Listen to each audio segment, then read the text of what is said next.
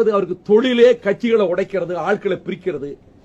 முஸ்லீம் லீக்கை ரெண்டாக்குனாரு, பாட்டாளி மக்கள் கட்சியை ரெண்டாக்குனாரு, கம்யூனிஸ்ட் கட்சியை ரெண்டாக்குனாரு, மணலி கந்தசாமியை பிரிச்சாரு, வர்த்தக சங்கத்தை ரெண்டா பிரிச்சு விக்ரமராஜாவை வெள்ளையங்கிட்ட தனியா பிரிச்சுட்டு போனாரு.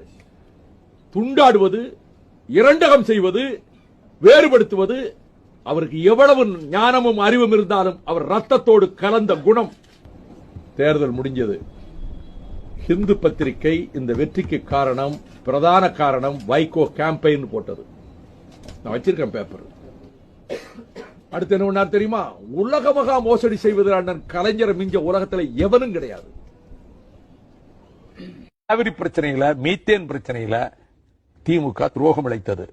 மீத்தேன் கையெழுத்து போட கிரேட் ஈஸ்டர்ன் எனர்ஜி கார்பரேஷனோட கையெழுத்து போட்டாரு மிஸ்டர் ஸ்டாலின். தெரியாம போட்டாரா? Ignorance of law no excuse. எனக்கு தெரியாம கொலை செஞ்சுட்டேன்னு தப்பிச்சிட முடியாது. நிலையை எப்படி மாத்துவீங்க? நீங்க கையெழுத்து எதிர்க்கிறீங்க, நீங்க கொலை செஞ்சுட்டு இல்லையா? இது பச்சை துரோகம் இல்லையா காவிரி தீர மக்களுக்கு? திட்டத்துக்கு கையெழுத்து போட்டு திட்டத்துக்காக கையெழுத்து போடுறதுக்கு என்ன மெமரண்டம் ஆஃப் அண்டர்ஸ்டாண்டிங் அர்த்தம் என்ன?